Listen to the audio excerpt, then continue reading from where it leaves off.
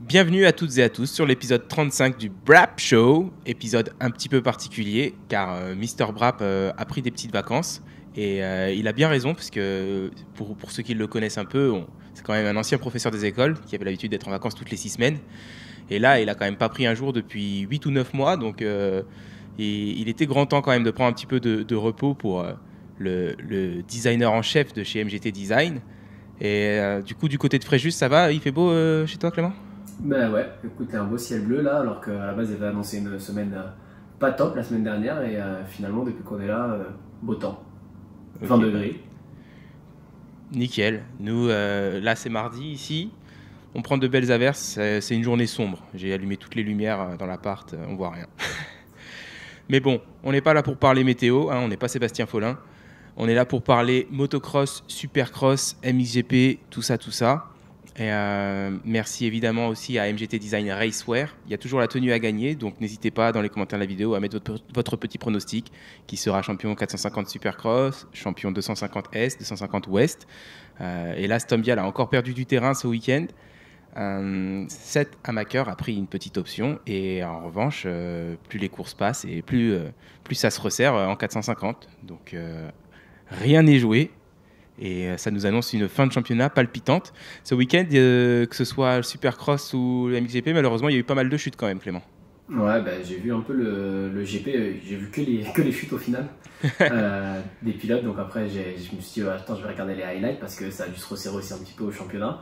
Donc bon, là il y avait un gros écart entre Geyser et Fèvre qui s'est quand même un peu réduit. Je sais pas combien il avait de points manquants avant cette épreuve-là. Mais c'est sûr que là, du coup, ça réduit. Et puis j'ai regardé ce matin le post de Kaiser. C'est qu'on n'est même pas sûr qu'il puisse poursuivre la saison, quoi. Pour l'instant, il va faire checker tout ça. Ouais, je serais pas surpris qu'il rate quelques courses. A priori, c'était une luxation de l'épaule, donc un peu comme ce que Prado a eu. C'est vrai que Prado, au final, a raté quand même beaucoup de courses. Bah, il a dû se faire opérer d'ailleurs. Ah, et Prado s'est fait opérer. Mm. Ah, bah, ceci explique donc cela. Euh, Ouais, donc ça va dépendre déjà de Geyser. Est-ce qu'il faut opération ou pas? J'imagine que s'il n'y a pas besoin d'opération, c'est que ça devrait peut-être se remettre un peu plus vite, généralement. Mais c'est sûr que ben, ça va resserrer un petit peu à l'avant du championnat. Après, si Geyser revient pas, Fèvre, il a quand même 41 points d'avance sur Konen. Donc ça va rester un peu. Konen qui est troisième, hein. Renault est encore plus loin, et d'autant plus avec sa chute lui aussi de ce week-end. Donc ouais. Après, Geyser, il se plaint des tas de terre qui sont sur le bord de la piste, mais enfin, ça lui pendait au nez depuis la manche d'avant, j'ai envie de dire, la chute, parce que j'ai regardé les courses et il roulait déchaîné en première manche, mais enfin, il a guidonné, pris des coups de raquette et tout dans les 3 premiers tours, non-stop presque. Et deuxième manche, il est reparti pareil, enfin, en se souciant vraiment de rien. Et je me disais que c'était bizarre parce que cette année, enfin, Geyser, c'était vraiment le mec solide. Mais je me suis dit peut-être qu'en fait, il avait même pas besoin de vraiment pousser pour être devant et que c'est pour ça qu'il était aussi solide. Parce que, enfin, Geyser, on l'a quand même connu se retourner assez régulièrement avant. Et là, c'était pas le Geyser flashy et souvent par terre, mais vraiment le Geyser régulier, vétéran, devant, mais enfin, quand il faut prendre une deuxième place, à la limite, il prend une deuxième place, même si ça n'a pas été souvent. Et ouais, il avait presque pas fait de chute jusque-là, cette année, en course en tout cas. Ouais, mais pour revenir à ce que tu disais là, qui se faisait chuter dans toutes les manches, moi du coup j'ai regardé que les highlights, mais ne serait-ce que sur les highlights, je trouve que, alors je sais pas si c'est que la piste était vachement détruite ou pas, mais je trouve que tous en fait, à un moment donné, on a même une frayeur de Renault justement qui va tout droit dans un virage parce que pareil, il guidonne, il y a l'arrière qui remonte et tout, et je trouve ils ont été nombreux au final à avoir la moto qui bouge vachement comme ça sur la piste, donc c'est que ça devait être quand même vachement détruit. Et puis bah, je savais pas qu'ils se plaignaient des bords de piste à Geyser, mais bah, si ça te dérange, monte pas sur le talus, quoi. Va pas jusque dessus, quoi, sur le tas de terre qui est sur le côté, parce que tu cherches la limite. Bah, la limite, il faut bien la poser quelque part, et quand on te la pose avec un piquet jaune, tu passes derrière. Donc si on te la pose avec un talus, voilà, c'est avec un talus, et dans ce cas-là, faut pas monter dessus et reprendre la trace qui est dégueulasse au milieu de la piste, quoi.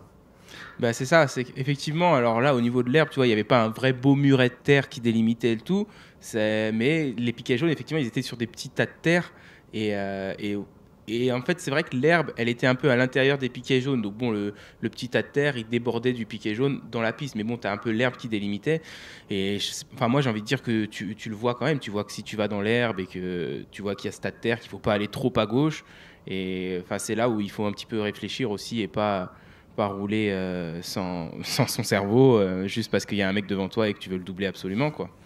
Donc, ouais. Mais c'est vrai que oui, la piste, après, elle était quand même très défoncée. Et en plus, c'était vraiment de la terre-terre, là. Donc, je pense que la terre était un peu dure, surtout en fin de journée.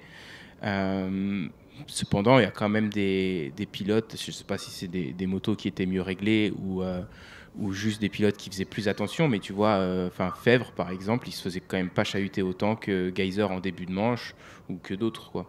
Conan aussi, je trouve qu'il se fait souvent chahuter dans tous les sens. Pas Lucas, pas tellement Lucas, mais Sacha. D'ailleurs, on l'a pas trop vu lui ce week-end à la télé parce qu'il a pas pris de super départ. Mais bon, au moins, j'ai pas vu de grosses cabrioles de sa part ce week-end, donc ça c'est un point positif. C'est clair. Et en SX, on a eu aussi beaucoup de airbags qui se sont gonflés entre Faulkner et Barcia. Et on a malheureusement Jerry Robin qui s'est fait très mal aux essais aussi. Ouais, j'ai vu passer là sur Instagram. Et en plus, tu te dis, la chute, au final, il avait évité, t'avais envie de dire, il a évité le pire au départ parce qu'il encaisse bien le cours, qu'il a vachement ralenti, donc il tombe pas vite, mais il tombe peut-être de 1 mètre de haut quand même en plein sur la tête là. Et c'est un désastre. De T3 à T9, je crois. Ils lui ont fusionné de T3 à T9. Ouais, c'est énorme. Je crois qu'il y a un petit espoir quand même qu'il retrouve des sensations dans les jambes parce que la moelle épinière n'est pas rompue. Mais il disait dans son post Instagram qu'ils ont quand même dû retirer des fragments. Donc je sais pas si c'est des fragments d'os ou de je sais pas quoi qui sont retrouvés dans sa moelle. Mais écoute, on espère qu'il va se remettre le mieux possible. Mais ouais, c'est vrai qu'en plus quand tu regardes la chute, je trouve que ça fout les boules parce que quelle que soit la chute qui mène à la blessure, de toute façon ça fout les boules. Mais quand tu regardes, effectivement, il tombe pas vite et tu vois, elle est même pas à moitié aussi impressionnante que celle de Renault. Ouais. Et tu te dirais qu'une grosse blessure, tu vas avoir une grosse chute incroyable. Et non, pas du tout. C'est une toute petite erreur et une chute qui, de l'extérieur, est pas si impressionnante que ça non plus. Et malheureusement, ouais, les conséquences sont quand même dramatiques. Bon, sinon, si on parle du championnat 450, non, on va parler avant des rumeurs de transfert qui ont fait beaucoup de bruit en fin de semaine dernière. Ouais, puis là, de plus en plus, encore ce matin, là, j'en voyais passer, alors par contre de sources que je ne connais pas du tout, mais qui disaient en gros que c'était officiel et tout. Ouais, alors là, je pense qu'il faut qu'il se calme parce qu'à Skip, il n'y a rien d'officiel. Moi, j'ai regardé hier la vidéo de Michael Lindsay de Vital MX qui décortiquait surtout le cas de Tomac et qui expliquait que déjà, a priori, il y a des gens qui disent que pour Sexton chez Kawa, c'est presque fait.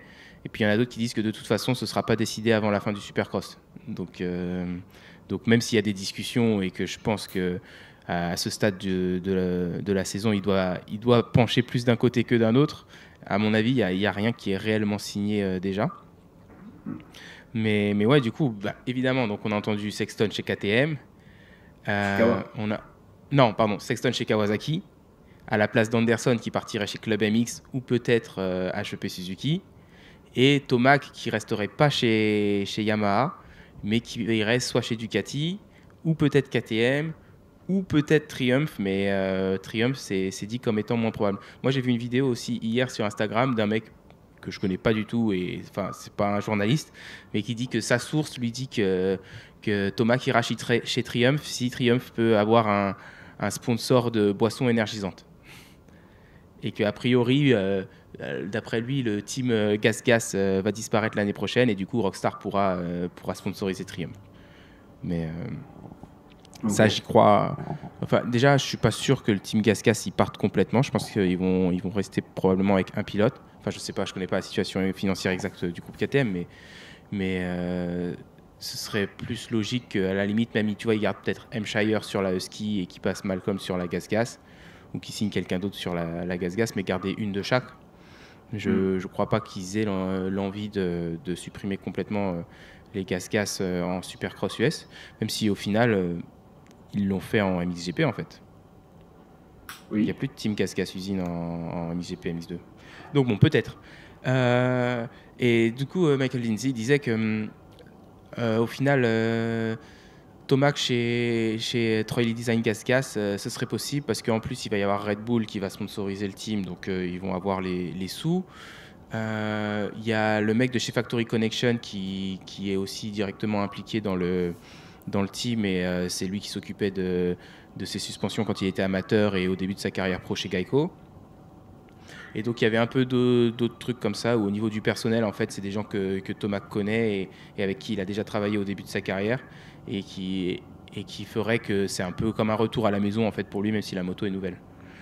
Et que ça pourrait le pousser à pencher vers là. Et le problème en fait avec Yamaha, c'est que Yamaha, ils ont toujours supposé que Tomac il allait s'arrêter parce qu'il n'arrêtait pas de à chaque fois prolonger 1 an par 1 an et en disant qu'il allait s'arrêter à la fin de celle-ci.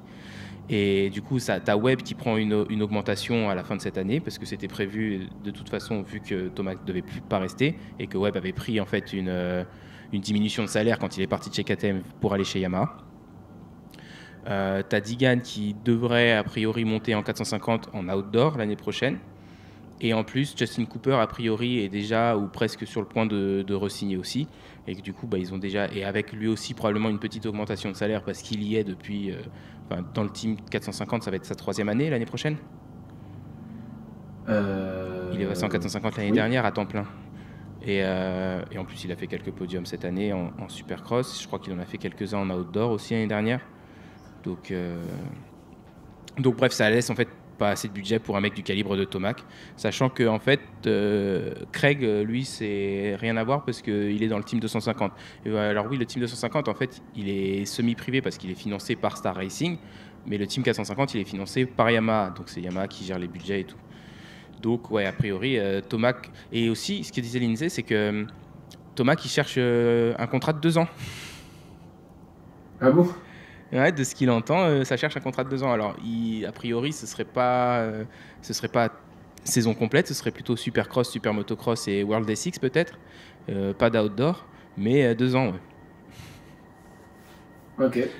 Et il disait qu'il a interviewé Tomac aussi à Anaheim et que malheureusement son micro s'était pas branché ou quoi, donc bon, c'est une conversation qu'au final il a jamais postée, mais qu'il disait tu dis que c'est la dernière année, mais si tu roules bien, je te reverrai ici à Anaheim en 2026. Et le mec il disait ouais, et Thomas qui disait ouais, sûrement, c'est de toute façon plus je roule bien et plus c'est dur de partir, et il disait et si tu roules bien en 2026, je te reverrai à Anaheim en 2027, et a priori il a hoché de la tête aussi Thomas, tu vois. Donc le mec il peut pas s'arrêter en fait. Ouais, gros rebondissement en vrai sur la prise de décision, mais à la fin on va finir par plus le croire quand il va nous dire moi celle-là c'est la dernière. Alors on va dire c'est bon, arrête, tu nous l'as déjà fait 2-3 fois là, on ne croit plus, mais et puis je trouve ça enfin ouais, moi a priori j'y croyais pas trop quoi qu'il parte de chez Yamaha. Enfin je me disais, s'il a pas d'autres contrats avec Yamaha, un peu comme Erlings en GP, s'il a pas de nouveaux contrats avec KTM, ça s'arrête là parce que ouais, tous les changements que ça opère, alors ouais, sur un coup de chance on va dire, enfin ça peut matcher directement comme Webb quand il est passé sur la KT, mais ça marche comme Thomas quand il est passé sur la YAM. Comment? Ou comme Thomas quand il est passé sur la YAM. Oui, ou lui aussi quand il est passé sur la YAM, ouais, donc mais ouais, je me dis plus compliqué, fin de carrière, tout ça, et d'avoir envie du coup de se lancer dans ce challenge là, qui était déjà, je trouve, un challenge pour lui de repartir sur une année alors que j'avais prévu d'arrêter. Mentalement je me disais bon allez, c'est la dernière et tout, de se réentraîner tout ça tout un hiver à chaque fois pour refaire la course, donc puis se dire qu'il veut encore faire 2 ans face à Jet, face à Chase, ouais. Enfin, c'est pas comme s'il y avait personne qui montait et qui avait le niveau pour rivaliser avec lui, tu vois. C'est ouais. Webb toujours là, et enfin Webb encore en 2026, on devrait pas trop s'en soucier parce que les années paires, il performe pas si bien que ça. Webb, il préfère les années impaires. Ouais. Mais il l'a dit lui-même. Il a pas dit qu'il préfère, mais il a dit j'ai remarqué que les années impaires me correspondent mieux que les années paires. Mais ouais, c'est vrai que du coup, mais après je pense qu'il ressentait un peu la pression de l'extérieur, du public, des médias et tout, de devoir annoncer une dernière année, parce que lui, depuis sa dernière année chez Kawa, en fait, on dit qu'il est vieux, qu'il a presque 30 ans et que c'est la fin, et qu'en plus, parce que sa dernière année chez Kawa, il performait pas si bien que ça, tu vois. Et du coup, bah, je pense que de l'entendre de partout, il se dit bon bah il faut que je dise quand ça va, quand je vais m'arrêter. Et lui, il sait qu'il va bientôt, il va bien devoir s'arrêter un jour, mais genre il sait pas quand et il a pas trop envie de prendre la décision, j'ai envie de dire. On dirait. Mm. Et alors a priori, KTM, ce serait dans la vidéo que j'ai vue, il disait que peut-être, mais de toute façon, donc a priori, il va devoir changer de sponsor de boisson, alors qu'il a été Monster depuis longtemps, Tomac. Tomac, ouais. Parce que KTM, ce serait Red Bull, Ducati, ce serait Red Bull, et après, sinon... Ducati, Ducati, ça va être Red Bull l'année prochaine. En GP aussi? En GP, je sais pas. Et il disait, oui, juste par contre chez Triumph, donc le team manager chez Triumph, c'est l'ancien team manager 450 chez Star. Il est passé en début d'année. Et à la limite, chez Triumph, il pourrait peut-être garder son deal Monster, mais sauf qu'aux États-Unis, Monster, ils ont arrêté de sponsoriser des pilotes de manière individuelle, ils sponsorisent que les teams. C'est pour ça que Dylan et Joe Shimoda ont perdu leur sponsoring Monster. Après, il disait que bon, pour Tomac, certainement que Monster Energy serait capable de faire une exception, mais rien n'est garanti. Mais donc voilà. Et après, il y avait qui en dehors de Tomac et Anderson et Sexton, on avait d'autres. Il y avait aussi des discussions dès le début d'année déjà sur Rokzen, pareil, est-ce qu'il continuait chez Suzuki ou l'option Ducati qui pouvait être une option pour lui. Ouais, alors a priori, lui, il serait en discussion pour étendre aussi de 2 ans chez Suzuki. Ok. Et après, Barcia en fait est pressenti pour aller chez Ducati parce que quand Troy Lee sponsorisé le team GasGas, ils ont vraiment développé une bonne relation. Que Barcia est toujours habillé en Troy Lee design actuellement. Et du coup, ouais, ce serait lui le deuxième pilote chez GasGas. Non, chez Ducati, pardon. Et tu as aussi Malcolm chez Husqvarna, son contrat arrive à son terme à la fin de l'année. Et qui d'autre? Puis après, il faut voir où est-ce que Vial atterrit, s'il doit monter en 450. Quoi. En parlant de ça, tu le sens comment du coup, Tom Vial? Écoute, là je il a la gorge serrée, là. Il a la gorge serrée, Mister Blab. Ouais, non, moi je pense pas que ça va le faire. Enfin, et je me dis qu'en fait, ce serait presque une mauvaise chose en fait que ça le fasse cette année. Je me dis, vaut mieux refaire une année en 250 et essayer de performer mieux que ça, gagner des courses, essayer de dominer son sujet quoi, en 250. Parce que monter en 450, voilà, sans dominer en 250, gagner sans trop avoir gagné de courses et en fait miser sur les contre-perfs des autres en fait. S'il gagne, c'est pas parce que lui a gagné, c'est parce que les autres ont perdu. Donc voilà, je pense que c'est pas la meilleure façon de passer en 450 et ce qui serait le mieux pour lui. Je pense qu'une année en 250 encore en plus serait profitable pour prouver encore certaines choses et voilà, encore se familiariser avec le Supercross encore plus que ce qu'il est déjà. Enfin voilà, continuer de progresser un peu sur la 250 avant de passer en 450. Donc ouais, quand je vois comment les choses se tournent, en plus voilà, t'as Maker quand même Maker et Hampshire qui selon moi sont quand même un cran au-dessus. Là, ce week-end, il est parti derrière et voilà, il n'a pas pu finir devant. Donc s'il était parti devant, peut-être qu'il aurait pu réussir à tenir un peu la cadence. Et j'en doute. Je pense qu'il aurait quand même fini à cette place-là, ou peut-être comme Shire, il l'aurait tenu, parce que je crois qu'avec Shire, quand même, les écarts étaient assez similaires, ça peut être un peu yo-yo. Mais et pareil, tu vois, il y a Thrasher qui est tombé. Thrasher il tombe pas, à mon avis, il finit devant sur la finale. Donc ça aurait été en dehors du podium, 4ème, et voilà, il en manque quoi. Ouais, mais c'est d'un point de vue de supporter. Je trouve que c'est hyper frustrant parce qu'en fait, moi de l'extérieur, j'ai l'impression que c'est une année de régression pour Vial. J'ai l'impression qu'au final, par rapport à l'année dernière, il n'a pas progressé et peut-être même qu'il est un petit peu moins bon. Ou alors lui, il est au même niveau et les autres ont progressé. Je ne sais pas, c'est aussi possible ou peut-être que c'est même un petit peu des deux. Après, c'est vrai que l'année dernière, il y avait aussi peut-être un petit peu des circonstances favorables avec la météo. On a eu beaucoup plus de courses où c'était un peu gras, pas forcément de la grosse gadoue comme ce qu'on a eu il y a 2 semaines. Mais tu vois, des conditions un peu comme ce qu'on a eu à Philadelphie, il y en a eu plus. La course qu'il gagne à Birmingham, c'était pas un tas de boue, mais c'était quand même un peu gras. La terre à Daytona, elle était très très molle. Et peut-être que ça a joué un peu plus en sa faveur et dans ses capacités, dans ses compétences, quoi. Mais ouais, puis aussi par rapport à la première épreuve, on est on vient de finir la 7e pour sa côte, et je trouve qu'il n'y a pas de progression. Ouais, mais de toute façon, moi, dès la première, déjà, bon, alors la première, on dit souvent que c'est particulier, voilà. La nervosité, le stress, la cabane voilà, qui prend l'après-midi. Déjà là, je ne l'ai pas senti, moi, ça m'a fait un oula. Chaud un peu, ce qui finit quoi, 5, je crois, de la première. Et pareil, en se faisant distancer, quoi, pas en montrant justement une vitesse où je pars de loin et je remonte et je resserre un peu avec les premiers ou même le 4-3, le podium. Donc un peu inquiétant, et au final, voilà, ce qu'il a mis dans une bonne position, au final, c'est quand même sa régularité. Mais sa régularité, enfin voilà, en termes de vitesse, on le place pas 1. Et donc c'est vraiment sa régularité qui l'a placé 1.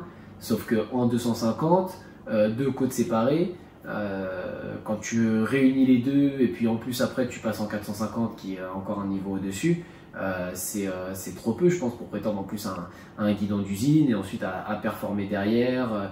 Et je pense que si tu n'accroches pas directement le wagon de tête un peu directement dans le, je sais pas, peut-être top 8, top 5 en 450, ça va être dur après dans la foulée. Donc après, c'est pas gravé dans le marbre et ça veut trop rien dire. On voit un Justin Cooper justement qui monte en puissance progressivement. Mais ouais, je pense qu'un Justin Cooper, quand il a quitté la catégorie 250, il était quand même plus favori qu'un Vial actuellement, quoi. Et on avait moins ça, je trouve, les autres années. Enfin, j'ai pas le souvenir d'une année. De toute façon, on en parlait du nombre de personnes. Je crois qu'il y en a qu'un seul qui a gagné un championnat sans avoir gagné de finale, non? Ouais, Tim Ferry, en 98, je crois. Voilà, donc c'est quand même pas un scénario qu'on voit régulièrement. Alors après, il en reste encore quelques-unes pour potentiellement gagner et gagner le championnat. Mais il en reste que 2. Hein. Il en reste que 2.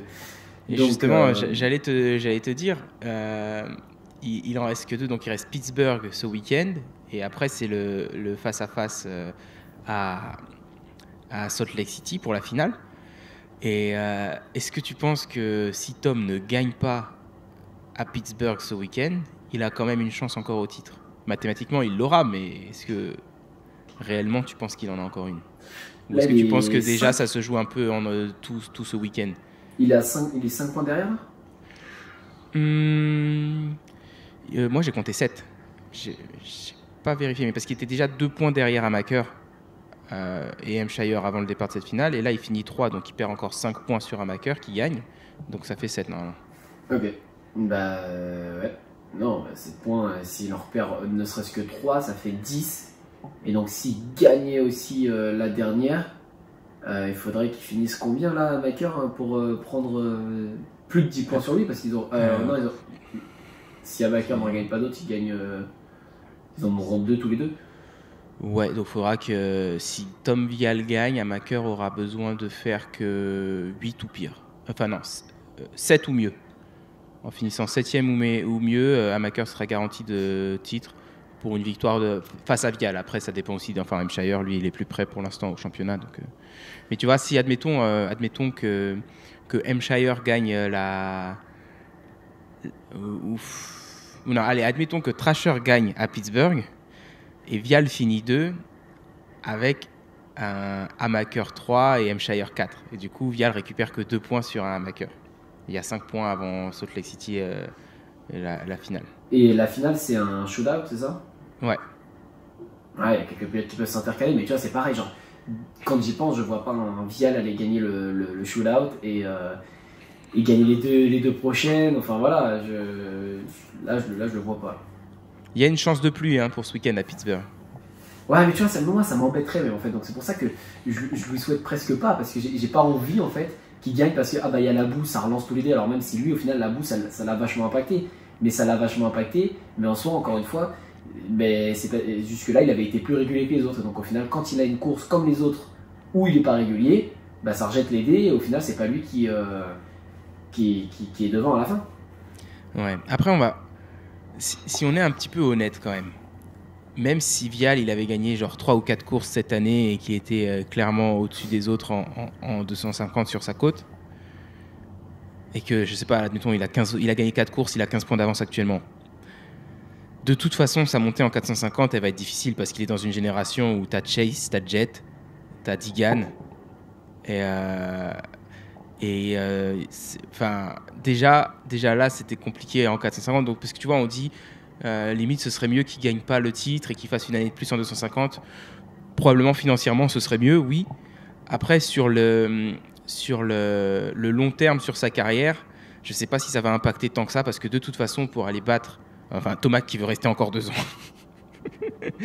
Webb, Jet, Chase, Digan qui va monter, ça va être compliqué. Enfin, tu vois, sur le papier, je le mets derrière ces 5-là déjà, Vial. Donc ça veut dire qu'au championnat, au mieux, actuellement, en 450, je le vois faire une 6e place. Ouais, c'est sûr. Après, tu vois, c'est comme un peu le Prado qui est venu directement en 450. En général, les mecs ils passent quand même par la case 250 avant d'arriver en 450 parce que ça aide, mine de rien. Et puis surtout qu'ils n'ont pas, 5 ans d'essai quoi, en 450. Quand ils arrivent en 450 et qu'ils ont la chance d'avoir un deal d'une ou deux années, quand il y a une année où tu te blesses et que voilà, et qu'il te reste une année ensuite pour performer et directement en 450 ou parce que tu seras monté prématurément en 450, tu perds un guidon d'usine et voilà, on sait comment c'est. Et c'est difficile après dans un team privé de reperformer devant les mecs, les pilotes usines pour rechoper un guidon usine et être dans les meilleures conditions. Enfin, c'est pareil, c'est quand la dernière fois qu'un privé a gagné un championnat? Est-ce que c'est déjà arrivé qu'un privé gagne un championnat de supercross? Je sais pas, possiblement, mais alors là, je saurais pas dire. Peut-être qu'en 74, pour la première année, il n'y avait pas de team usine. Ouais, mais voilà, mais en fin de compte, on se rend compte que c'est un peu toujours la même chose. C'est toujours les pilotes usines qui finissent par l'emporter derrière. Donc, c'est pas pour rien, je pense. Donc, ouais, moi, Après, c'est aussi parce que les teams usines ont les sous pour aller chercher les meilleurs pilotes. Ouais, mais sauf que parfois, un potentiel, tu vois, un bon pilote qui a du potentiel, blessure ou je ne sais trop quoi, bah voilà, il part d'un team usine et on a l'exemple clairement avec Faulkner. Par exemple, Faulkner, c'était le mec super chaud qui sortait des amateurs. En 2019, il gagne toutes les courses avant de se faire les croisés. Et blessures font que maintenant il est chez Triumph et il a un top 10 cette année et c'était là la dernière, quoi. Ouais. Et encore, c'est censé être un guidon d'usine, Triumph. Oui. Mais lui, voilà, c'est beaucoup de péripéties. Donc ouais, non, moi je me dis peut-être plus en 250. Tu performes encore là, tu te remets d'aplomb. Déjà l'autre d'or quand même, j'espère que ça va être mieux. Et l'année suivante, de nouveau, repartir en supercross, s'entraîner sur des terrains défoncés avec des whoops défoncés et arriver à performer, à gagner des courses et vraiment à s'imposer. Et attirer l'œil même en 450 qu'on regarde, ça serait peut-être bien que les vétérans, ouais, j'aimerais peut-être bien en bouger pour me prendre un Vial, tu vois, que les teams même limite se bousculent un peu pour l'avoir, comme je pense certains teams se bousculeraient pour avoir un Digan ou pour avoir un Jet quand il était en 250 et qui montait, voilà, ce genre de pilote où les autres teams pour un disent, Chase cette année, ouais, s'il avait été libre ça m'aurait intéressé, qu'aujourd'hui tu mets un Vial libre sur le marché. Je ne suis pas persuadé qu'il y ait une marque, alors encore une fois Team Usine, qui a envie de se bousculer, de mettre un billet de plus que l'autre pour réussir à l'avoir, tu vois. Ouais, je pense qu'ils seraient intéressés et genre ils ont une offre et on peut en parler un petit peu, mais on va pas non plus aller beaucoup plus loin que ce qu'on te propose là, quoi. Ouais. Bon, et en 450, tu m'as demandé ce week-end quand on est allé rouler si j'étais inquiet pour Webb. Alors déjà, je suis pas pour Webb. C'est vrai que depuis, ça fait quelques épisodes quand même, quelques semaines que je dis que parce que Mr. Wrap il est très Sexton ça va le faire. Moi je dis doucement, Webb quand même, c'est quelqu'un qui l'a déjà fait 2 fois et il est dur à battre. Bon, c'est vrai que là il a été bien battu ces deux dernières semaines. Cependant, comme je te disais, je suis pas inquiet pour Webb parce que Sexton, il faut qu'il marque en moyenne 3 points sur Webb sur toutes les courses qui restent, donc les 3 dernières. 3 points, c'est l'écart entre la première et la deuxième place. Donc si personne s'intercale, ça veut dire que faut que Sexton il gagne les 3. Et comme je disais, moi déjà, on était à East Rutherford. même si il roulait très bien et très propre, on connaît Sexton et il y a un moment où je me suis dit, j'attends de le voir scrouter en fait. J'attends le moment où il va perdre l'avant, où il va caler, ou des trucs comme ça, quoi. Et voilà, il y a encore 3 courses où il faut même pas qu'il parte bien, mais qu'il parte quand même décemment, parce que s'il part 20e et que Webb fait le all shot, ben, le temps, allez, peut-être qu'en 10-12 minutes, il revient deuxième, Sexton, mais après, peut-être que là, l'écart sera trop grand avec Webb surtout, bon, Webb, là, il s'est fait distancer. Tu sais que si Webb, il part devant et qu'il voit que Sexton est dans le fond du pack, il va mettre un petit peu plus les watts pour aller profiter, en fait, saisir l'opportunité, quoi. On sait qu'il est opportuniste un petit peu, le Webb. Donc, je suis pas... Enfin, même si Sexton, pour l'instant, c'est très bien ce qu'il propose, je suis plus de l'avis qu'en probabilité, si je devais parier, je parierais peut-être quand même plus sur Webb encore à ce stade. Bah, c'est sûr qu'il est dans une meilleure position. Webb, il a juste à finir une fois devant Sexton en réalité, et ça va le faire parce que... Il aura un matelas ouais, on va pas se mentir. Une marge de manœuvre. Les deux, ils partent devant. Sexton met un boulevard à Webb et Webb met un boulevard quand même au troisième derrière. Donc, non, parce qu'il y avait quoi? Il y avait 10-12 secondes là, sur le troisième, entre Webb et le troisième ce week-end.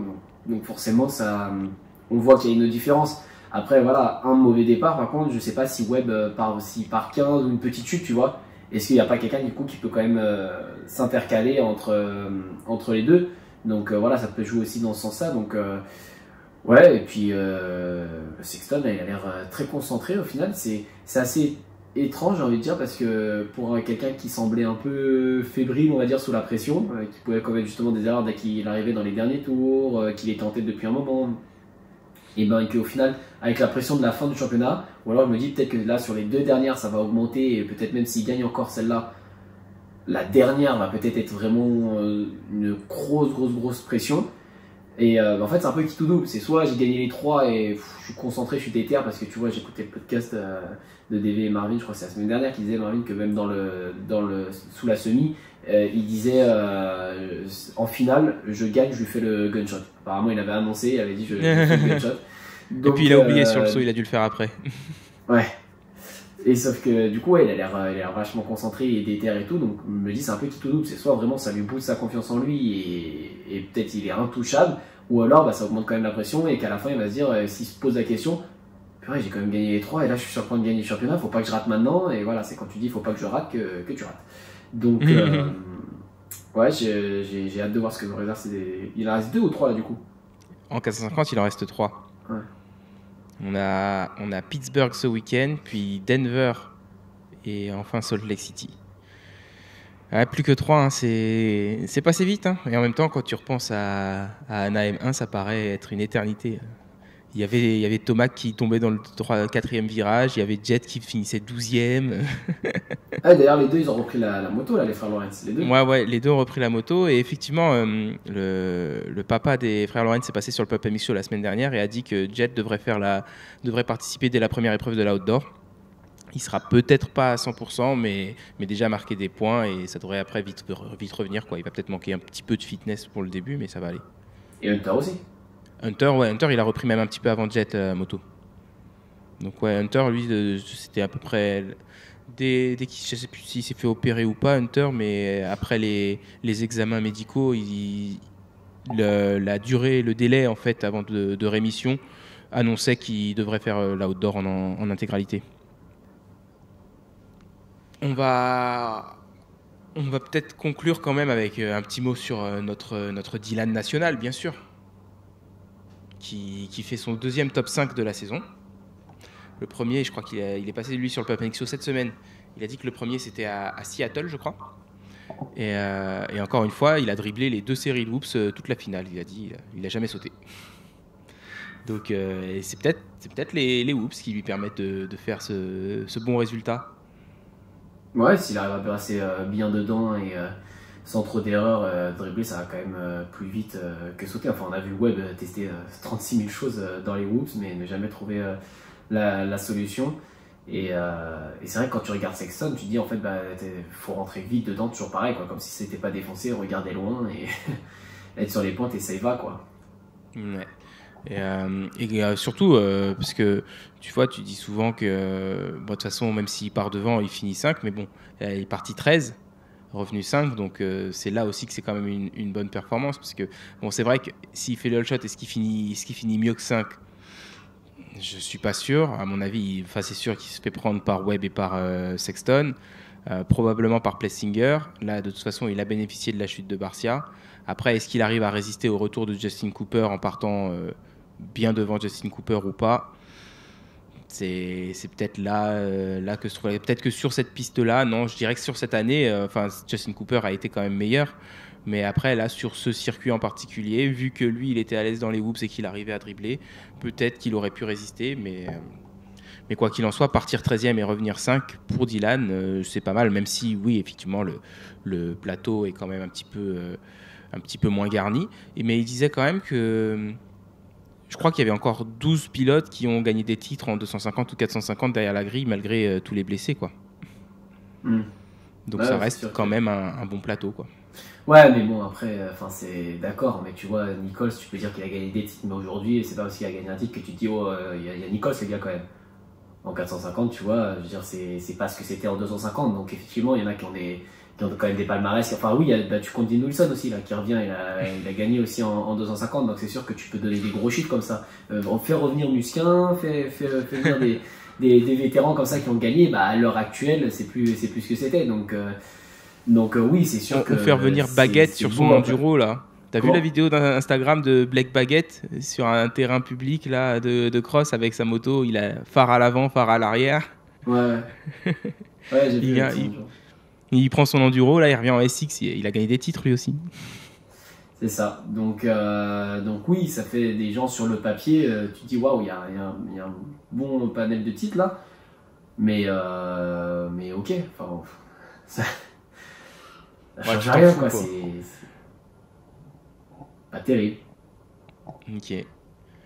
Bon, du coup, le top 5 de Dylan, t'es content quand même ou sans plus?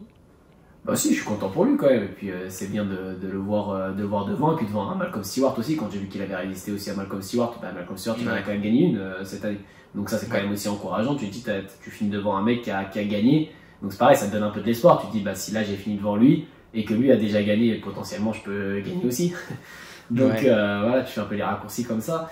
Mais ouais, bah, ça n'empêche que, enfin bon, moi c'est toujours pareil. Pourquoi j'ai ces exigences-là, c'est que j'aimerais le voir gagner, j'aimerais le voir comme en 250 et être devant et se battre pour des victoires, quoi. Donc, Bien sûr. quand j'aurais réussi à faire peut-être mon deuil de ça, de mes attentes, de le voir gagner en fait en SXUS en 450. Et c'est pareil en fait, c'est que après je me dis bon bah même si en SX bah ça fait pas trop, voilà, discipline dans laquelle il n'est pas peut-être le plus à l'aise, etc. Mais qu'il revient en motocross encore et qu'on a le Dylan de 2021, et bah feu tu vois, je me contenterai, bon bah c'est pas grave, en SX, pas grave, c'est bien, voilà, j'encouragerai, 5ème place c'est bien, tu fais pas mal et tout, et puis on se voit en outdoor. C'est vrai que là, l'année dernière, on a bien vu ce que ça a donné l'outdoor. J'ai l'impression que c'est le début de la fin en fait, et ça m'attriste en fait d'abord, avant de juger directement la performance, parce qu'effectivement, encore une fois, de mon canapé, juger une 5ème place US en disant ouais, c'est pété, c'est c'est un peu gros quand même. Mais c'est que j'aimerais le voir encore gagner, encore au top niveau, et j'aimerais le voir à la place de Tomac, tu vois, sur une fin de carrière, mais toujours là à aller gagner voilà, à compter sur lui, à se dire, à plus le mettre. Ah, et puis quand tu les entends, les commentateurs là, et puis surprenante place, enfin, je sais pas comment tu traduis, shout out, enfin. Ouais, c'est dédicace un peu. Voilà, ouais. À Diane Ferrandis, 5ème et tout, mais non, d'habitude il était là à gagner et on se contentait pas de dire ah, pas mal quand même, une 5ème place pour Dylan, c'est pas mal tout ça. Mais moi, je suis comme toi, j'aimerais le voir gagner, mais tu vois, je me dis que je suis content quand je le vois 5ème parce qu'il est plus proche d'une victoire que quand il est 8ème, tu vois. Ouais, C'est comme ça que je le vois. Moi, après, je suis peut-être un petit peu trop positif, je sais pas, mais ouais, il a dit aussi dans l'interview sur Palpamis que le physique c'était quand même encore pas ça cette année. Je sais pas pourquoi, je sais pas s'il se sent toujours malade ou si c'est que il a pris du retard quand il s'est fait mal un peu à l'épaule et que tu peux pas trop rattraper ce retard en cours de saison. ou peut-être que du fait qu'il était malade et bien à plat en fin de saison dernière, peut-être que cet hiver il n'a pas pu commencer aussitôt qu'il voulait parce qu'il avait besoin de récupérer, j'en sais rien. Mais ouais, il a dit que physiquement c'était un peu compliqué encore cette année, le physique c'était pas son point fort cette année, quoi. Mais ouais, j'espère que pour l'outdoor. Il a dit par contre, oui, et en fait, quand dans la vidéo de Vital MX, il parlait du fait que le mec de Factory Connection, il était vachement impliqué avec Ducati et tout, je me suis dit, oh, peut-être que Dylan, Ducati, je sais que le Factory Connection, il aime bien, c'est pour ça qu'il a voulu aller avec le Team Phoenix, parce qu'il y avait ce mec-là qui allait faire les suspensions et tout. Mais je l'ai entendu là dans le Pop Mix Show, il disait ah non, la Honda 2025, j'étais surpris quand j'ai entendu les Lawrence dire qu'ils n'arrivaient pas à la régler et tout pour le Supercross, parce que moi celle de l'année dernière en Supercross j'avais quand même du mal, et la 2025 je la trouve fabuleuse, c'est la meilleure moto que j'ai jamais eue pour le Supercross. Donc il l'a redit, donc je me dis il voudra peut-être pas changer de moto pour l'année prochaine. Tu préférerais voir Dylan sur une Honda Phoenix qui lui plaît, ou le voir sur une Ducati qui est nouvelle et peut-être teammate de Tomac, mais au moins c'est un team usine? Si tu me dis teammate de Tomac et qu'ils s'entraînent ensemble, je partirais là-dessus. Peut-être que tu vois, ça te tirerait un peu aussi de pouvoir. Ouais, mais ils s'entraîneront pas ensemble parce que faudrait que Dylan il bouge dans le Colorado pour ça. Ouais. Parce que Tomac il va aller faire le testing, je sais pas exactement, je crois qu'ils seront basés en Caroline du Nord, Ducati, mais peut-être pas, je suis pas sûr. Mais bon, il ira faire le testing là-bas et puis après il ira faire ses manches dans le Colorado, je pense. Bon écoute Clément, moi c'est un peu tout ce que j'ai noté pour ce week-end. Je regarde un petit peu mes notes, mais ouais, je pense qu'on a fait le tour. Ouais, si je voulais râler sur la télé qui nous a montré les leaders 2 minutes, puis après on a eu 3 minutes de Barcia qui était tout seul parce qu'il avait déjà passé McElrath. Enfin, je t'en ai déjà parlé quand on est allé rouler ce week-end. Ça m'a un peu gavé. J'aurais aimé voir en fait les différences, pouvoir regarder à la fois Sexton et Webb pour voir un petit peu c'était le moment où Sexton il était en train de mettre 1 seconde au tour, parce que sur les 2 premiers tours c'est resté en dessous de 2 secondes d'écart, puis après il lui en a mis presque 1 seconde par tour à chaque tour. Donc j'aurais aimé à la télé, surtout que tu sais ils ont les 2 écrans parfois. Mais alors purée, t'as un écran où il te montre Barcia qui roule, et le deuxième écran il te montre l'interview de Barcia qui dit qu'il est content de revenir à East Rutherford parce qu'il a gagné là il y a 2 ans dans la Gadoue. Les gars, mais en plus tu sais avec tous les temps morts qu'il y a pendant le SX là, avec forcément il y a des moments où ils refont la piste et tout, puis eux ils ont certaines normes de coupure publicitaire, puis entre-temps, tu as le Science of Supercross de Kawasaki et des trucs comme ça. Mais glissez-nous là l'interview de Barcia qui est content de revenir. Plutôt que... Mais j'ai remarqué, je crois qu'elle y passe aussi. Hein. Il me semble qu'il y a des interviews qui passent en double, qui passent pendant les pauses, et que parfois tu revois pendant la course. Parce que ça m'est déjà arrivé quand je regarde en direct un peu de suivre justement ce qu'il y a entre les courses, de pas zapper, et au final de revoir la même chose. C'est pas plutôt entre Race Day Live et ensuite la course le soir que parfois il y a 2 fois? Ah, peut-être, c'est vrai, peut-être. Parce que si sur le programme du soir ils te mettent 2 fois la même interview, là je les appelle, j'appelle le service client là. Non, là j'appelle le service client, je gueule. T'as raison, c'est peut-être du Race Day Live, les essais et le programme du soir. Ouais. Bon sinon c'est tout pour donc toi t'avais quelque chose d'autre à ajouter ou qui me vient là, moi je note rien, donc tout dans la tête. Je crois pas. Non, écoute, on va s'arrêter là. Merci de nous avoir suivis pour cet épisode vacances un peu plus court. On vous a parlé de Jerry Robin qui a chuté en début de podcast. Donc, il a fait une cagnotte Road to Recovery pour l'aider avec les frais qui sont engendrés par les soins médicaux déjà, puis ensuite adapter s'il va se mettre à vivre en fauteuil roulant, même si c'est plusieurs mois, on l'espère, mais peut-être pour toujours, c'est aussi, il faut adapter un peu la maison, l'entrée et tout ça. Donc tout ça, c'est beaucoup de frais qui ne sont pas forcément couverts par les assurances aux États-Unis. Donc il a fait une cagnotte. On n'a pas beaucoup de followers, mais je vais essayer de mettre le lien dans la description pour s'il y en a parmi vous qui ont les moyens et qui veulent aider. Et puis nous, on vous retrouve la semaine prochaine, à la limite, pour l'épisode 36, Pittsburgh, et on verra si Tom Vial a gagné la course et repris une option sur le championnat ou pas, quoi. La pression monte. Ouais, surtout au 4,50, j'avoue que 250, bon. Mais j'attends plus les 4,50 là de voir si Sexton poursuit sa série de victoires. Ouais. Puis on va croiser les doigts pour une course pas trop mouillée. Mm. Allez, salut!